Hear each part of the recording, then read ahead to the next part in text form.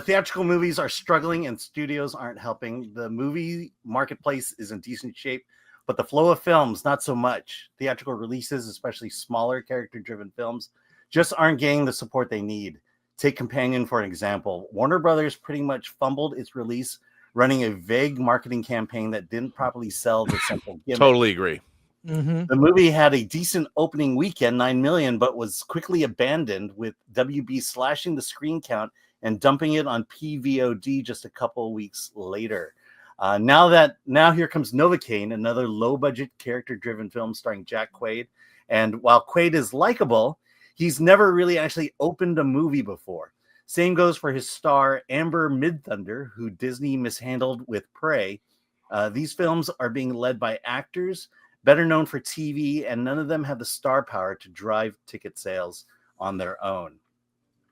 But do actors really drive ticket sales? I mean, are people going to movies these days to see an actor? Are they going to see, the concept or maybe the director of the movie and see what, Christopher Nolan is doing next or something like that? Or it's a high concept, like, it's a sequel to a Marvel film or something like that. I don't think people are going to see actors anymore. Those days are long gone. Actors drove the box office for forever. Tom Cruise, Arnold Schwarzenegger, Sylvester. Yeah, they drove it then. They don't drive them now, man. There's nobody. We don't have stars now. We don't have stars anymore. Right. Correct.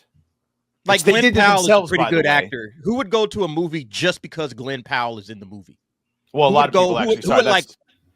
Sorry, Glenn Powell's he's one of the newer ones that my co-host. But is anybody going to see a movie strictly like he could be in a drama, he could be in a comedy, he could be in whatever? You're going to go. Sydney Sweeney and Powell do actually get people to show up just because it's them. Like The Running Man, I want to see just because it's Glenn Powell. Yeah, the body of work has to be there. But Jack Quaid, Glenn Powell, DA. That's the point. There's exceptions to the otherwise true rule. But I also think, you guys, that what I'm seeing, like, for instance, Companion's a great example. That movie was terrific. It was a $10 million movie. If it had a decent marketing campaign behind it, nobody knew that movie was even coming out. People still don't know what that movie is, and I tell them it's good. They should go see it. The marketing in I really, and I'm not saying that if you look at these movies now, a lot of them, Black Bag is a Focus Features movie. This is a Paramount movie, but Novocaine was hardly marketed. They're not using social media the way they should use social media. They're not using everything that's available to them. They need to sell movies as an experience. Like, you got to go see this. Companion was a great theatrical experience. I saw it. I agree. In a huge theater on a giant screen, and there was only 5 of us in the theater. And I have to tell you, it was the only movie I've seen in years where outside, all of us in the theater gathered, total strangers, to talk about how great the movie was, to the point where the theater manager came over. He actually recognized me from YouTube, and he joined in the conversation. And we sat there talking about how great Companion was and how nobody was there. And it provided, if that was full of people that had 1 or 2 drinks in them, that experience would have been amazing, because all the 5 people there, as much as we could have, we filled up the theater with our enjoyment and our laughter. And how they did not get people. And by the way, another movie that Jack Quaid starred in.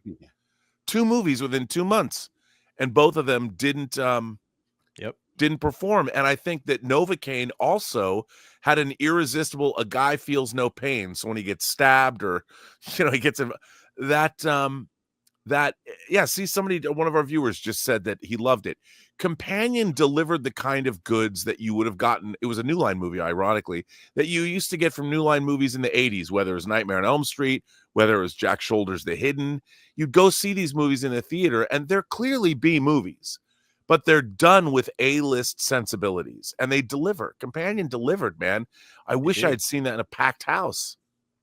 Yeah, I saw it with a pretty sizable audience, and everybody was laughing. Everybody was having a good enough time.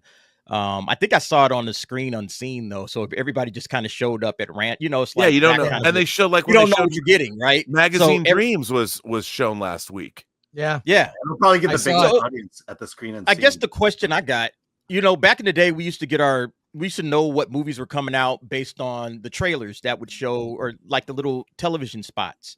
that would show in between on commercials or whatever. At least that's how I knew when movies were coming out. How do the people know now if nobody's watching television? Like if everybody's on streaming, you know, do you start your advertising and your marketing and TikTok, try to push it on to, you know, YouTube ads, you know? But I mean, it's such a hit and miss thing. It used to be a clean, easy way to find out what movies were coming out. Like you know how I knew Novocaine was coming out? It was a trailer that I watched at a movie, and I haven't seen any other marketing for Novocaine other than trailers when I go to a movie and the preview trailers that are showing. But if you're not going to movies, then you're not seeing that. And if you're not seeing that, you're not seeing the clips ahead of the movie, then where are you seeing Novocaine? Where are you hearing about this movie? Yeah, you know, actually, like, how would you know Fire it's there? TV, Amazon, because he's connected. I've been seeing the clips of little splash screens of him pop up on my Fire Stick when I'm trying to surf at things. So like, there is no one way anymore that people learn about these things. That's unfortunate. By the way, though, to the point to everyone here, making an experience, who the hell is going to pay even conservatively $15, $16, and then they make all their money in concessions to go see Jack Quaid get beat up? Like, that was the point I was going to make too, because that looks like a perfect streaming movie. It looks like it was made for right. My biggest problem with Novocaine is it's torture porn. It is so gross and gory. I can't imagine it appeals to a very broad audience. But even beyond that, though, no one wants to see that. We're tired of seeing these weak, effeminate men get their ass kicked, man. Like it's. I'm sorry, we just are. Like we want to see his dad do this. Not so. What kind of movie is it? Is it an Bob action Odenkirk movie? And Nobody was different. Is it an action movie? Is it a comedy? What is it? But my point is we're tired of seeing it, man. If it's not an action movie, then I don't want to see some wimpy guy getting his ass kicked through the whole film.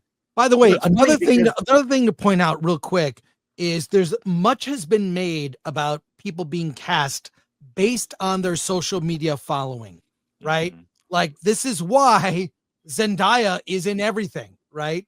They've got a big social media following. Let me just say that does not translate to butts in seats at all.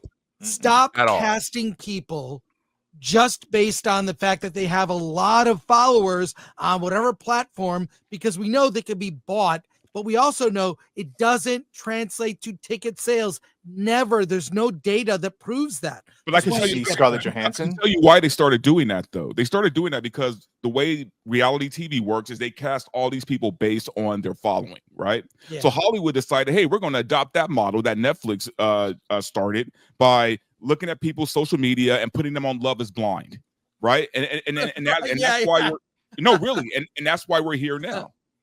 Yeah, it's also cheap advertising. Yeah. The problem is it's going to the wrong audience. Yes, exactly. Scarlett Johansson said that they asked her to sign up for Instagram in conjunction with the Jurassic Park promo. She was like, "No, I'm not going to do that." But she was very highly pressured to do so. Wow. I respect Scarlett Johansson's. I don't completely agree with her with not taking pictures with fans. I think that's kind of weird, but the girl does have a backbone, man, and I'll give her that. She said it wouldn't be authentic and said no. So yeah, that's rare.